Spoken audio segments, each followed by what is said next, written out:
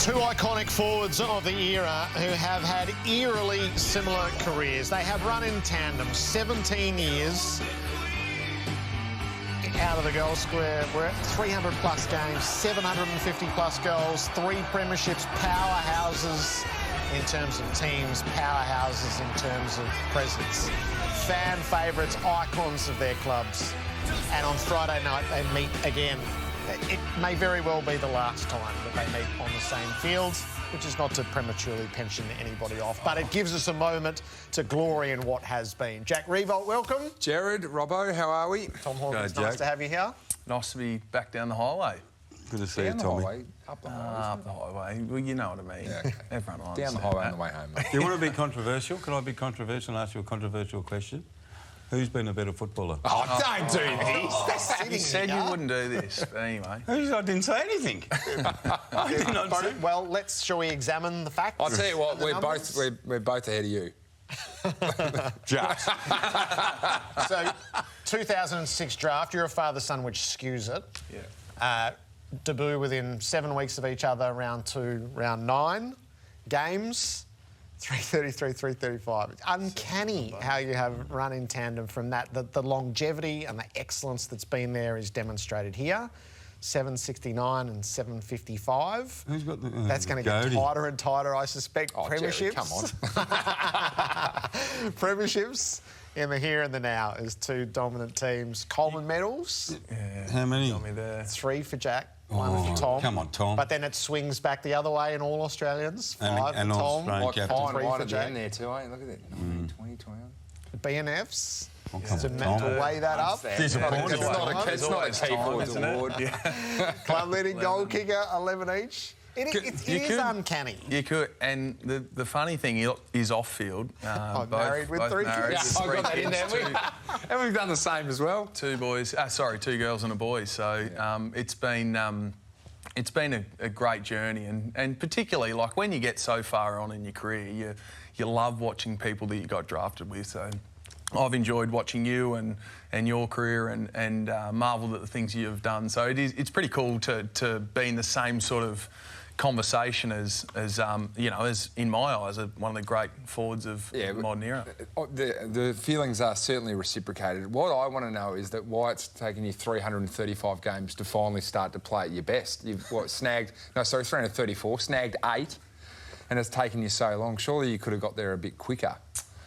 Yeah, I was probably and carrying... what's next? Probably, yeah, who knows? Who knows what's next for a 34-year-old? I was probably carrying a bit too much weight into the earlier stages of my career. Maybe that sort of hampered me a bit, but... What was the heaviest you played at? I think I got to about 110. And what are you now? 100, haven't been on scales for a while, but 106, I reckon. What was your heaviest, big fella? 93. And what are you playing for? Heaviest. What are you playing now? About 93. Yeah. Who's kicked I the got most? down to 87 once. I might separate you this way. How many behinds have you kicked? Oh, I've got no idea. Tom?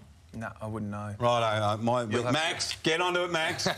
How many behinds? Because if someone's missed more goals than the other, that might tip it in someone's... I'm tipping there's a bloke down at the... 459 for Jack. Okay. And Tom? Stand by. Well, there's a bloke down the highway that Tom plays with that might go roaring straight past us, Yeah. I reckon, with the way he's going at Very Jeremy. soon. 423 my for gosh. Tom. How much? 423 for Tom. And how much Jack for has Jack? got 36 more behinds. I'm with Tom. That makes me worse, doesn't it? Yeah, I'm with Tom. I'm with Tom. There you go. There you go. Would be the last time you play against each other, do you reckon? I don't know. Yeah, maybe. More than likely, it probably will be. Tigers can still play finals? Yeah, I don't know whether we play each other again later in the year, maybe. I'm not too sure about that, but you soak these moments in, especially when you admire someone and you play against someone for such a long period of time in a relatively similar position. You sort of soak those moments in. Like, I mean, if I am to finish up this year, like, it's stuff like your last round 1 or dream time at the G next week. They're sort of the last that you look at. So you try and enjoy them in the sunset of your career. Did you two know each other well before you sort of met here on 360? Before our time on the show.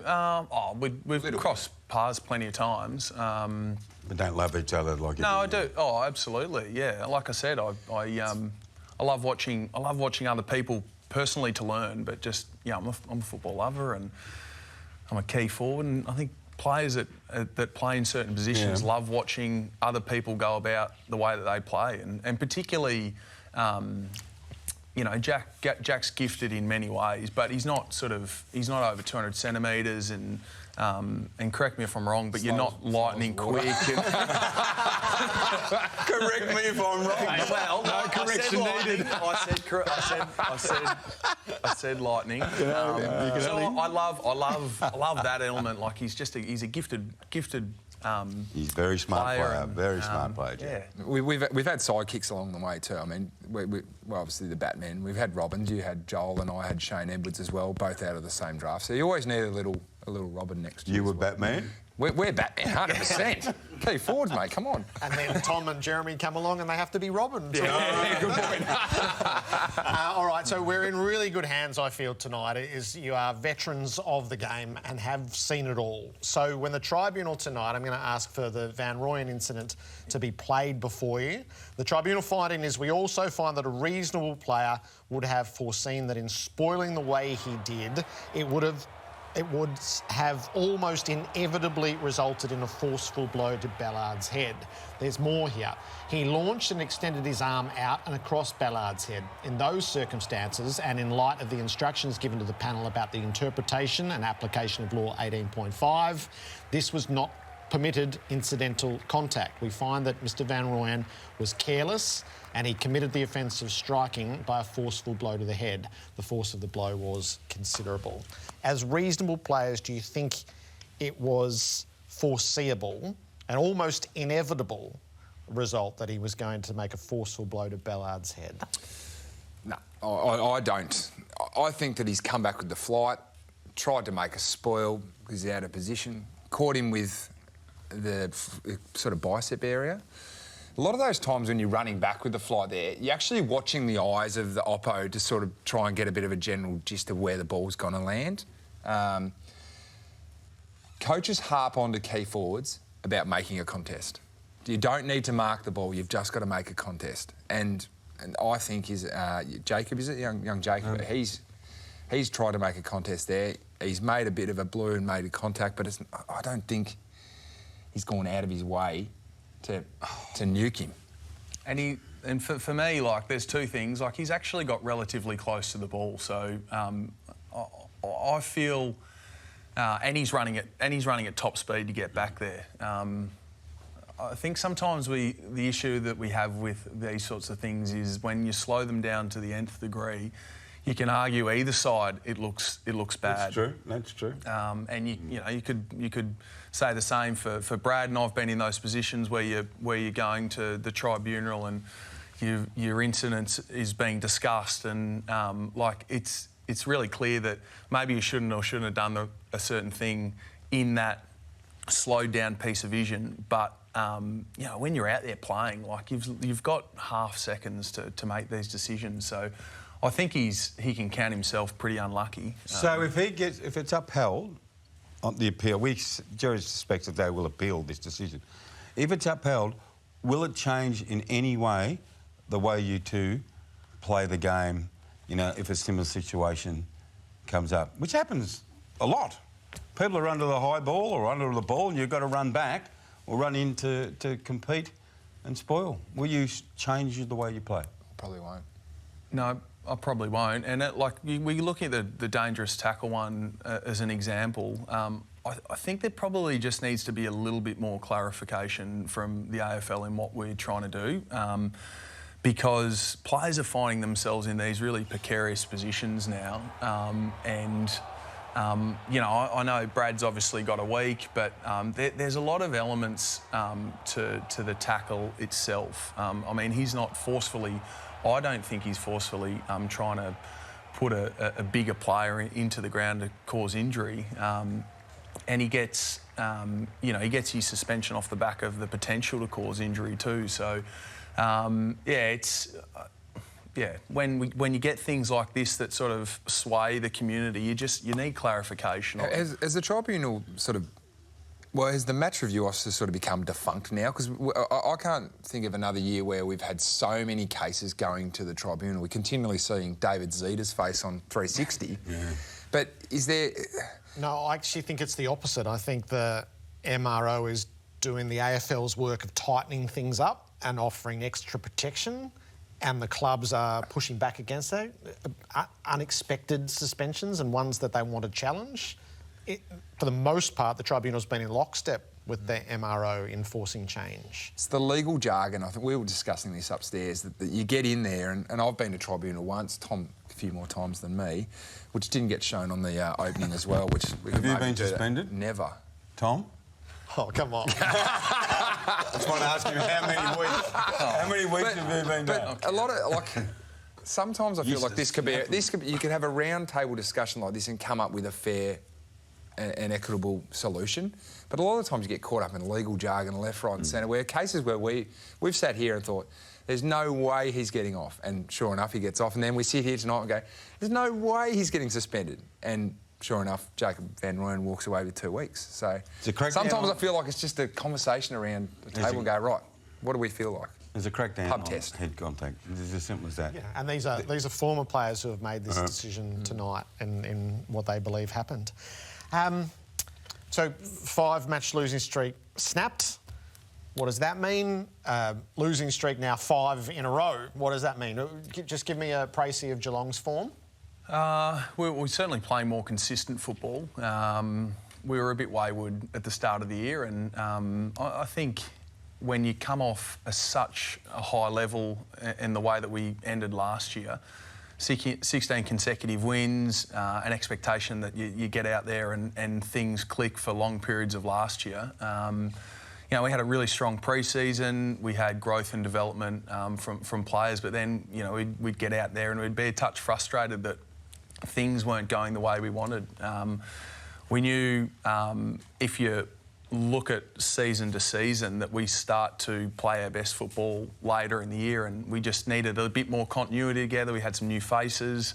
So there's probably a variety of reasons that we weren't at our best, but we're certainly not there yet. But we're certainly taking some steps in the right direction. Paddy Dangerfield went off with a hamstring, and no one wants to see Paddy with a hamstring. And so many players have stepped up, but we are seeing the emergence of Max Holmes. Like, Dangerfield last year called him Judd-like. Yep. And everyone went, Yeah. He went into the middle on the weekend. He's been good all year. He's been going into the centre bounce a fair bit. Yeah. How's his development been? Yeah, he's been wonderful. He's a really versatile player. He can play on the inside and outside. He's tough. He's got speed. He kicks the ball long. You reference Max, but you could have mentioned 3 or 4 players on the weekend. I think that was the most positive thing to come out of our game was the fact that we had Max play a really important role. Asava continues to develop down back. Yep. I think he got the maximum coaches' votes. The kid with the blonde hair. We've got a couple of those. Mitch Nevitt. How can't he play? Tanner Bruin. You know, Ollie Henry. The more football he plays in our side is going to continue to get better and better. And yeah, it's just really exciting. We do have a few players that are sitting on the sideline that would be in our best 22. And What does Nevitt call you? What does he call me? Yeah, like, how old is he? 19, and what are you? 34. Do you remember you were 34 looking, 19 looking at a 34-year-old?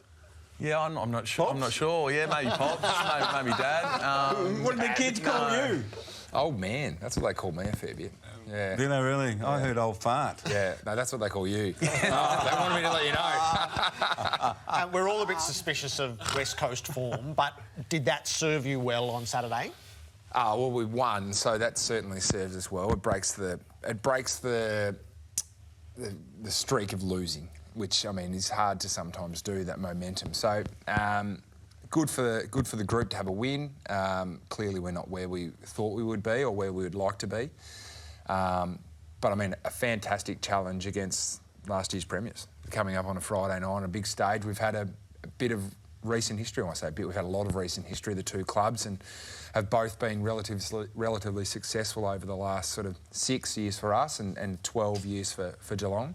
Look, it's good for us to get back on the winners list. It breathes confidence into players and confidence to the group, and we're really excited about probably the biggest challenge in footy. When I was Crook, I watched you kick 4 in the losing game. Who was that against? Collingwood? Was it? Did you play Collingwood? No. Or a big game against MCG. Oh, Sydney. Yeah, you're Sydney, right? You kick 4. But it's a bit lean pickings in the last couple of weeks. Does that affect you mentally at your age, or it's, well, I've just had 2 quiet games. Well, I don't think I had such a quiet game on the weekend. Like, I played on a pretty good player, Tom Barras. He is a really good player. Australian centre-half back. And had a really good tussle against him. And I don't judge my game off goals. Yes, yeah, I know, yes, people go out and judge their game off. People judge key forwards' games off goals. But fundamentally, my role is to try and make other people better around me. And I think on the weekend, our small forwards, and especially our midfielders, were able to hit the scoreboard, which is a lot of value. Dion kicked 3 in a row. I know, it's fantastic. He came into the forward huddle and called himself Dion Coleman for a second there after he kicked 3rd. It was Trent Coleman, wasn't it, at the start? Yeah, so... But, no, exciting game for us. It's great to have you both here. Good luck on Friday night. It'd be great to see you both out there again. Yep, thank you. And perfect to get your insights and circumstances tonight. So from 2 of the greats of the game to one of the young stars, he is this week's Rising Star nominee, and Matthias Filippo is with us in the studio.